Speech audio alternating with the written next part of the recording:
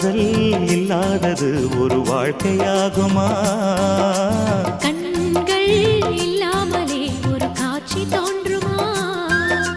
பெண்ணை தொடாதது ஒரு பெருமையாகுமா? முத்தம் சிந்தாமலே அது முழுமையாகுமா? முழுமையாகுமா? காதல் இல்லாதது ஒரு வாழ்க்கையாகுமா?